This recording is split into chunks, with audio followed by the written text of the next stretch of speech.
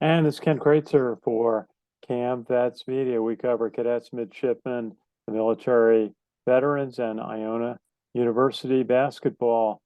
And Gaels just completed the Diamond Head Classic, winning 2 out of the 3 games. And we get a chance to discuss that with Iona Basketball Hall of Famer from the class of '80, and that is Kevin Hamilton. Kevin, how are you today? Very good, Ken. Merry Christmas to you. Merry Christmas to you and to all watching our report today. And Kevin, the Gaels lost the first game of the Diamond Head Classic to SMU, a game they were leading. They lost 85-81, but then came back to win the final 2 games in the tournament, which will leave them feeling good. They beat Seattle and Pepperdine. What was your overall impression of their performance in the tournament? So I think obviously they let one get away when they lost to SMU. They recovered the last 2 games and came away with a much needed win against Pepperdine. So overall, after getting over the opening loss, after being up by 14 or more points at one point, they can feel good about how they recovered. I do think they should use this time as a potential way to grow and be prepared for the rest of the season because frankly, their talent level against the rest of the competition in the MAAC, they should be very, very comfortable and confident that if they play to their abilities, they'll do very well in the MAAC this year. Let's take a look at the first game last Thursday in Honolulu at the University of Hawaii's arena. As you said, Iona had a couple of big leads in that game. SMU came back to tie it at halftime, and then again to take the lead in the second half. Nelly Jr. Joseph had 20 points. Walter Clayton had 22, and Dennis Jenkins had 18. But as you said, that was a game. Iona had a big lead, and what's involved with trying to hold on to a lead in a game like that? So the core of what makes Iona successful, beyond all the outstanding offensive players they have, is really defense.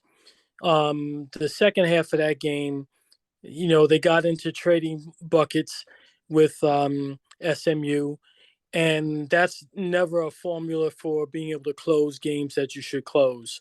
SMU did a good job, making shots and holding Iona to. There was a stretch where Iona didn't score for 5 minutes and 20 seconds in that second half. So SMU played the better defense, and that's really what propelled them to victory. Yeah, you look at the stats. SMU shot 60% on the day, 33 of 55, and 65%, nearly 66%, 19 of 29 in the second half. So they were really shooting well. Uh, One of the factors, I guess, Iona's looking at is the return of Quinn Zielinski, the big forward, who's was their leading scorer in the first couple of games of the season. Then he had an ankle injury, and then they've been working him back in. He had 8 points in this game. Kind of splitting time now with Osborne Shima, who's played very well, alternating between the 5 spot and the 4. How do you see that Quinn Zielinski's return working out so far? Well, it's good to have him back, and he's talented and will certainly help their team. He's going to have to get back into shape, get back into the flow, and become an equal part of their formula. The Gaels had played a few games without him where their chemistry was extremely good, sharing the ball, big shot makers making shots like Jenkins and Walter Clayton and certainly Nelly. So now when you add another talent into that lineup, that's less shots for other people. But as long as the flow is good and they play team basketball, he'll certainly have a huge impact on the offensive side. I'm a little worried about the defensive side until he gets completely healthy. Um, he struggled a little bit in a few of these games in Hawaii to defend on the perimeter, and that's something that I know he can do. And coach will expect him to do better. Absolutely. Then the Gaels on Friday night played Seattle University, and they won 83-72. They led in this game throughout. Nelly Jr. Joseph, possibly his best effort of the season, 26 points, 8 of 14 shooting. Dennis Jenkins, 19 points. Osborne Shima had 11 for the Gaels, and 9 by Quinn Zelensky. How'd you see the Gaels picking up their pace? They really played with urgency against Seattle. Certainly in the first half they did. But again, in the second half, I thought Iona could did more. And we'll have to learn from this to when you're playing a team that you're just about to put away, you really have to put them away because Seattle stayed in the contest throughout the rest of the game. And frankly, if Seattle would have been more effective from the foul line, it would have been another nail biter for Iona. But clearly, Iona played down to the competition level. They're going to have to really understand when you can put a team away, you're going to have to do it because when they get in the MAAC, there'll be a lot of teams that'll hang around. And if Iona doesn't, absolutely just, put their foot on their throat, sorry for that analogy, then, there'll be some close games. Yeah, this one, Seattle shot just 29% on the game, 22% in the second half. So, do you see that? Is that the defense at work when they can hold a team to a very low shooting percentage? I'll give Iona credit that, again, the way coach wants them to play is to be a very good defensive team. But I think I said this in the other broadcast. I didn't think Seattle was very good. So part of it was certainly Iona. Another part is Iona's going to run into teams that are capable to shoot the ball much better and finish much better. And they'll have to raise their game to make sure that they don't put themselves in a tight contest. And then they played in the fifth place game on Christmas Day against Pepperdine, and they led again throughout. They came out with a 76-66 win, and in this one, again, Nelly Jr. Joseph had 20 points on 9 of 13 shooting. Walter Clayton had 18. Dennis Jenkins had 11. Osborne Shima had 9, and Quinn Zelensky, his best effort since coming back with 12 points. Gael shot 49%, and Pepperdine was held to 38%. What did you think of the Gaels' effort against Pepperdine? It was a better effort, without a doubt. Pepperdine is better in Seattle. Thank goodness for Nelly Jr. Josephs and Osborne Shima, because those two were the key difference, in my opinion, in the game. Nelly was unguardable, and Shima gave them some very, very good minutes, both offensively and defensively. The Iona guards, are good and doing a really good job. But I think as this team comes together with new players in the lineup, they're going to have to figure out when to score, the most effective way to score, and how to keep other players involved. With Nelly's emergence in this tournament, he's definitely going to have to be the focal point of the offense, and play out inside out, I think, will help them a little bit more. And then, focus again on the defense. When you have the two bigs that are doing what they can do to make the circle a very difficult place for the opponents, you're going to have to really defend on the perimeter as these contests continue. Yeah, and I guess the questions for Iona are the 3 and 4 positions. We saw a new player, a freshman, SeattleU Iben Avo, getting playing time. He got a start and made some points in the tournament. Had 7 points in one game, and Cruz Davis also made his presence felt in a couple of situations. How do you see those young players helping out Iona, gaining from time playing in a tournament like this? If Abineo is a freshman, I hate to see him when he's a senior because he's a physical specimen. He plays very hard.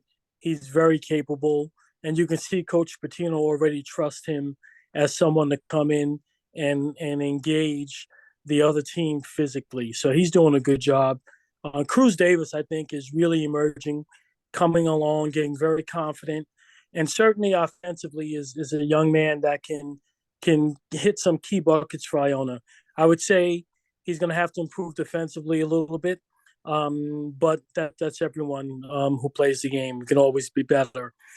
So those are very good additional pieces to put into the mix. But again, it's really going to be about team chemistry as they go forward from this point on. Coach Pitino now has the bench that he was concerned about not having early in the year, and how he and the coaching staff decides to use them is going to really determine, what kind of team this team is as the season goes on.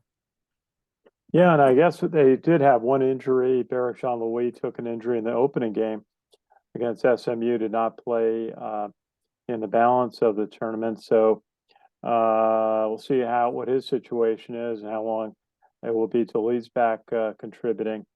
But it's kind of an opening for Osborne Shima to continue, and some of the young players that you just mentioned.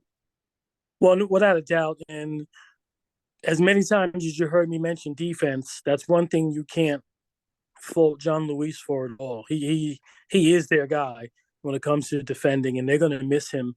I'm not sure what the extent of his injury is, but hopefully he recovers quickly and can get back into the swing of things. And Osborne Shima, I'm becoming a fan because he's taking advantage of his minutes.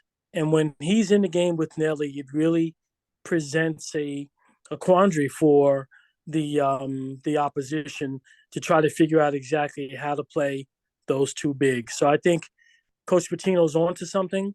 Again, it's like making, a good beef stew. You put all the ingredients in there and you got to stir it and let it all simmer together. And when you take that final bite, it tastes the way you want it to taste. So hopefully Iona will get there sooner than later.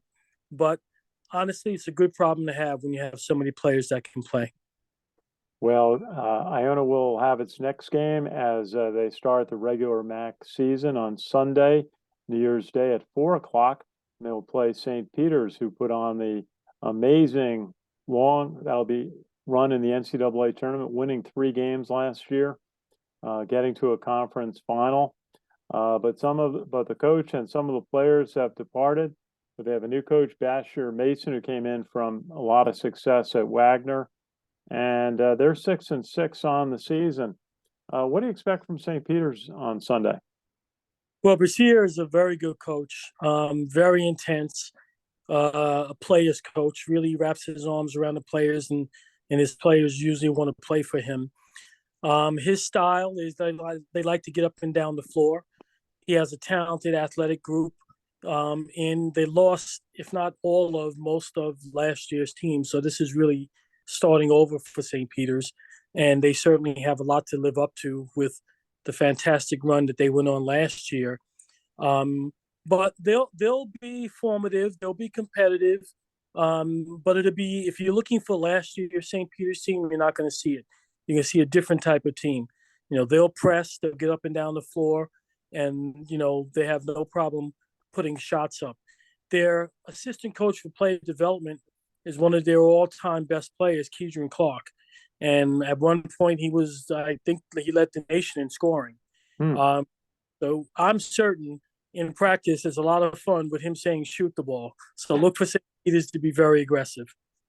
Okay, they've had a nice win at Quinnipiac versus Quinnipiac in December. Also, they won at Hartford. They beat Fairleigh Dickinson, Old Westbury, and Bucknell. But they're coming off a tough loss at Maryland on the 22nd, 75-45 to Maryland, Keith Willard's team there. So Kevin Hamilton, you'll be on the call for ESPN on that game, providing color commentary. We'll look forward to that. And do you have a final thought for us today?